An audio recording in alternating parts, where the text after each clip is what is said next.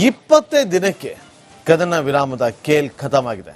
Iran ವಿರುದ್ಧ America ಮುಗಿಬಿದ್ದಿದೆ. Iran ಮೇಲೆ deadly ವೈಮಾನಿಕ ದಾಳಿಯನ್ನು ನಡೆಸ್ತಾ ಇದೆ. ಇರಾನ್ನ 85 ಸ್ಥಳಗಳ ಮೇಲೆ ವೈಮಾನಿಕ ದಾಳಿಯನ್ನು ನಡೆಸಿದೆ. ವೈಮಾನಿಕ ದಾಳಿಗೆ ಇರಾನ್ ಸಂಪೂರ್ಣವಾಗಿ ಉಡೀಸಾಗ್ತಾ ಇದೆ. ಇರಾನ್ ಕ್ಯಾನ್ಸರ್ ಇದ್ದಂತೆ ಅಂತ ಹೇಳಿದ್ದ ಟ್ರಂಪ್ ಎಚ್ಚರಿಕೆ ಬೆನ್ನಲ್ಲೇ ಇರಾನ್ ಮೇಲೆ ಅಮೆರಿಕ ವೈಮಾನಿಕ ದಾಳಿಯನ್ನು ನಡೆಸಿದೆ.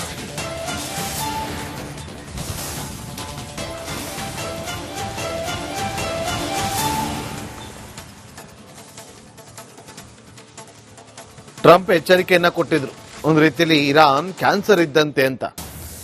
ಆ ಹೇಳಿಕೆ ಬೆನ್ನಲ್ಲೇ ಕದನ ವಿರಾಮ ಆಗಿ 20 ದಿನ ಆಗಿತ್ತು. ಈಗ ಮತ್ತೆ ಯುದ್ಧದ ಭೀತಿ ಶುರುವಾಗಿದೆ. ಯುದ್ಧ ಮತ್ತೆ ಶುರುವಾಗಿದೆ. ಭೀತಿ ಅಲ್ಲ, ಮತ್ತೆ ನೋಡಿ, ಅಲ್ಲಿ ಪ್ರಮುಖವಾಗಿ ಹಾರ್ಮುಜ್ ಜಲಸಂಧಿಯಲ್ಲಿ 3 ವಾಣಿಜ್ಯ ಹಡಗುಗಳ ಮೇಲೆ ದಾಳಿ ನಡೀತಲ್ವಾ, ಅಲ್ಲಿಂದ ಪ್ರತೀಕಾರಕ್ಕೆ ಮುಂದಾಗಿದೆ. ನಿನ್ನೆ ಬೆಳಗ್ಗೆ ಅಮೆರಿಕ ನಡೆಸಿದ ದಾಳಿಗೆ ಇರಾನ್ ಪ್ರತ್ಯುತ್ತರವನ್ನ ಕೊಟ್ಟಿತ್ತು. ಸೊ ಯಾವಾಗ ಈ ಬೆಳವಣಿಗೆ ಆಯ್ತಲ್ಲ, ಆ ಬೆಳವಣಿಗೆಯಿಂದಾಗಿ ಪಶ್ಚಿಮ ಏಷ್ಯಾದಲ್ಲಿ ಮತ್ತೆ ಉದ್ವಿಗ್ನತೆಯ ವಾತಾವರಣವನ್ನ ನಿರ್ಮಾಣ ಮಾಡಿದೆ. ಅಷ್ಟೇ ಅಲ್ಲದೆ ಉದ್ವಿಗ್ನತೆ ಹೆಚ್ಚಾಗ್ತಾ ಇದೆ.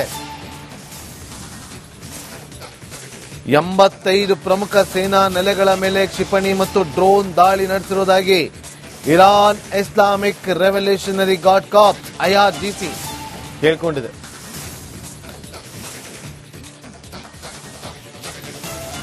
$70 ಇದ್ದ ಕಚ್ಚಾ ತೈಲ ಭಾರತಕ್ಕೂ ಕೂಡ ಈಗ ಯುದ್ಧದ ಕಾರ್ಮೋಡ ತಟ್ಟಲಿದ್ಯಾ ಅನ್ನುವ ಪ್ರಶ್ನೆ ಕಾಡ್ತಾ ಇದೆ. ಜಾಗತಿಕ ತೈಲ ಬಿಕ್ಕಟ್ಟು ಮತ್ತೆ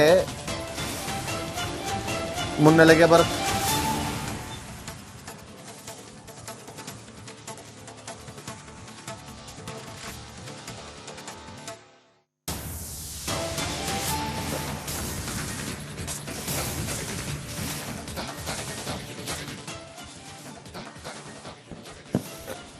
ನೋಡಿ, ಭಾರತಕ್ಕೆ ಯುದ್ಧದ ಸೈಡ್ ಎಫೆಕ್ಟ್ ಯಾವ ತರ ತಟ್ಟುತ್ತೆ?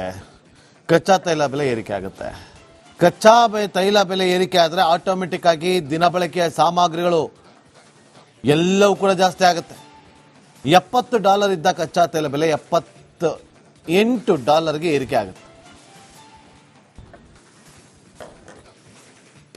ಅಲ್ಲೆಲ್ಲೋ ಯುದ್ಧ ನಡೆದ್ರೆ ಅದರ ಬಿಸಿ ತಟ್ಟೋದು ಇನ್ನೊಂದು ದೇಶಕ್ಕೆ.